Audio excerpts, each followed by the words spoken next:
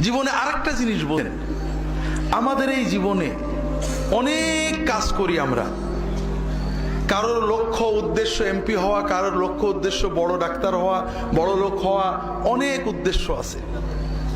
আমরা অনেক কিছু করি, কিন্তু আবার সবকিছু রেখেই চলে যেতে হয়, ঠিক না? আর একটা জিনিস বোঝেন, দুনিয়াতে কেউ আপন হয় না। যে বউ আপন, 2 ঘন্টা আপন থাকেতে 4 ঘন্টা ঝগড়া করে, আছে না নেই? যে ছেলে আপন, সে 2 ঘন্টা কথা শুনে তো 4 ঘন্টা কথা শুনে না, ঠিক না বেঠিক? যে ভাই আপন, সে ভাই 2 ঘন্টা আপন আর 2 ঘন্টা পর। যে বাবা আপন, যে সবচেয়ে আপন মা আপন, সেও দেখা যাচ্ছে আরেক ভাইয়ের কথা শুনে পর হয়ে যায়, হয় না? হয় না হাজেরিন? দুনিয়াতে কেউ 16 আনা আপন হয় না।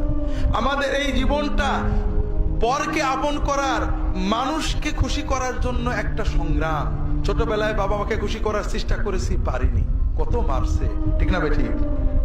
বড় হয়ে বান্ধবীদের বন্ধুদের খুশি করার চেষ্টা করছি, থাকেনি, ঠিক না বেঠিক? বিয়ে করে বউকে স্বামীকে খুশি করার চেষ্টা করেছি, 16 আনা কখনোই হয়নি, ঠিক না বেঠিক? কর্মক্ষেত্রে, জীবনে, সব জায়গায় আমরা 12 আনা ব্যর্থ, যদি 4 আনা সফল হইও, ঠিক না বেঠিক? একজনই আছেন যাকে আপন করলে তিনি কখনো পর হন না। তিনি কে? আল্লাহকে আপন করতে পারলে সব সময় আল্লাহকে সাথে পাবেন। যদি আল্লাহকে আপন করে নিতে পারেন, আপনার বিপদে আপদে কষ্টে দুঃখে সব সময় মনে হবে আল্লাহ আপনার সাথেই রয়েছে।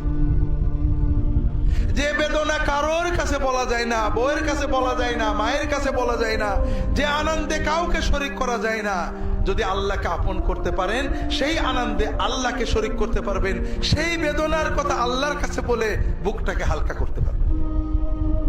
কথাকে বুঝতে পেরেছেন? কাজেই ভাইয়েরা, আসেন না সবাই নিয়ত করি যে এত সহজ কাজ আমরা নিয়ত করলাম, আল্লাহ আমার বাকি জীবন যতটুকু আছে, 1 দিন হোক আর 100 বছর হোক, আমি তোমার ওলি হওয়ার চেষ্টা করব।